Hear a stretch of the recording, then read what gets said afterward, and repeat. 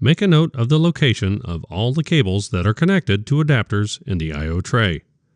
Disconnect them and remove the I/O tray.